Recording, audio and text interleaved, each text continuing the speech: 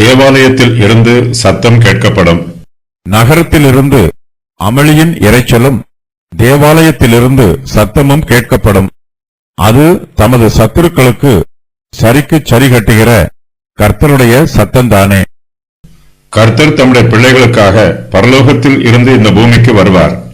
அப்போது இந்த பூமியிலே மிகுந்த அமளியும் இரைச்சலும் உண்டாகும். நகரத்தில் இருந்து அமளியின் இரைச்சலும் தேவாலயத்தில் இருந்து சத்தமும் கேட்கப்படும் என்று கர்த்தர் சொல்லுகிறார். இந்த அமளியின் இரைச்சல் கர்த்தருடைய பிள்ளைகள் மூலமாய் உண்டாகும் என்று வேத பண்டிதர்களில் சிலர் சொல்லுகிறார்கள்.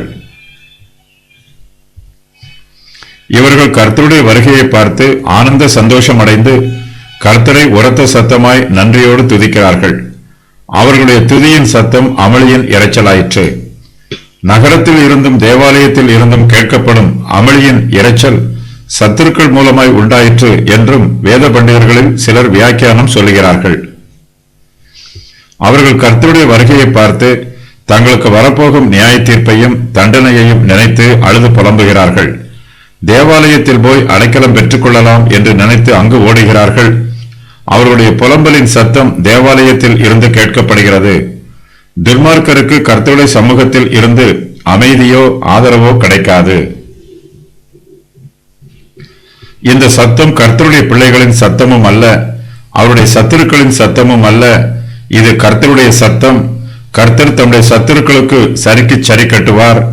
அப்போது தேவாலயத்தில் இருந்தும் நகரத்தில் இருந்தும் கர்த்தருடைய சத்தம் கேட்கப்படுகிறது. ரோம பேரரசார் எருசலேம் நகரத்தை முற்றுகை போட்டார்கள்.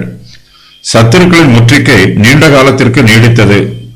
எருசலேம் நகரத்திற்குள்ளே பசியும் பட்டினியும் பஞ்சமும் உண்டாயிற்று. யூதர்களுக்கு மரண பயம் வந்துவிட்டது.